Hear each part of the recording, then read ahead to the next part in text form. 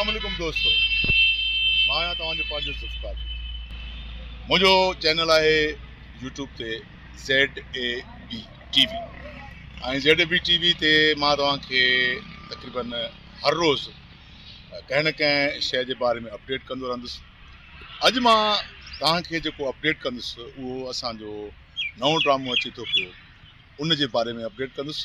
मां चाहींदुसि त तव्हां मुंहिंजे चैनल खे सब्सक्राइब कयो ऐं लाइक कयो ऐं बेल आइकॉन ज़रूरु दॿायो त जीअं सुठे खां सुठा वीडियोज़ मां तव्हांखे ॾेई सघां ऐं तव्हांजी पसंदि जो मवादु तव्हांखे ॾेई सघां।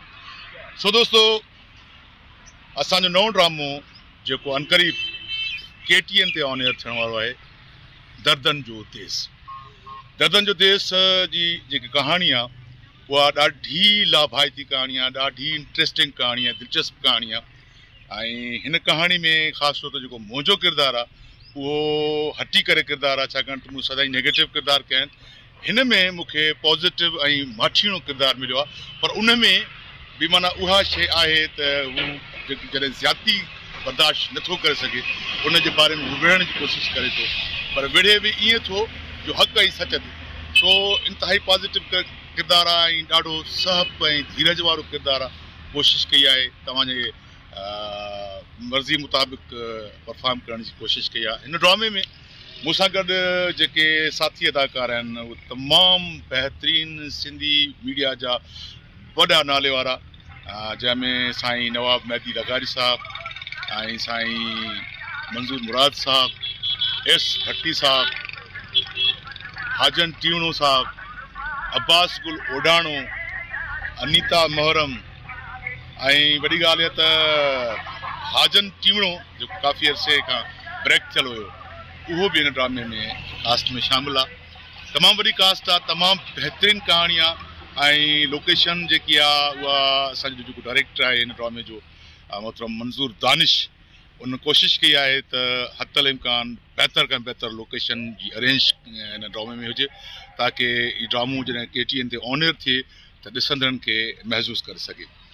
ऐं हिकिड़े अफ़सोस जी ॻाल्हि बि मां तव्हांखे कंदो हलां त हिन ड्रामे में जेको चीफ एग्ज़ीक्यूटिव हो, माना जेके को डायरेक्टर हुयो वहीदुल हसन राजा, जेके असां प्यार में मामू राजा चवंदा हुआसीं, उहो डेथ करे वियो आहे, उनजी वफ़ात थी वई आहे।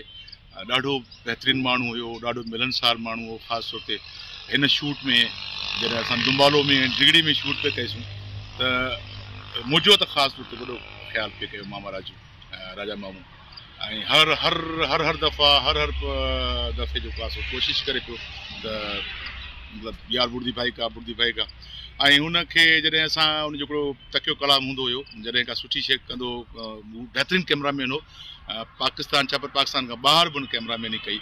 ऐं पोइ जॾहिं को सुठो शॉट वठंदो हो या सुठी का शइ कंदो त पोइ असां तारीफ़ कंदा हुआसीं राजा मामू जी, त पोइ चवंदो शुक्रिया। उनजो हिकिड़ो तकियो कलाम हूंदो। सो ॾाढो अफ़सोस जो मुक़ाम आहे त राजा मामू हिन दुनिया में न आहे रहियो।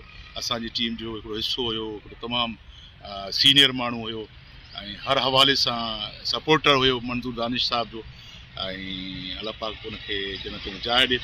सो अञा बि घणी अपडेट आहे, ख़ासि तौर ते दर्दन जो देस ड्रामो जेको आहे, दर्दन जो देस तव्हां KTN ते ॾिसंदा त तव्हांखे यकीनन वणंदो। ऐं अञा बि मां तव्हांखे अपडेट कंदो रहंदुसि। तव्हां मुंहिंजे चैनल ZAB खे सब्सक्राइब कयो ऐं बेल आइकन दॿायो त जीअं मां हिन ड्रामे जे बारे में सुठे खां सुठियूं ऐं बहितर खां बहितर ख़बर ऐं ॼाण तव्हांखे ॾियां। सो तव्हांजी महिरबानी, अलाह तव्हां सभिनी खे ख़ुशि रखे।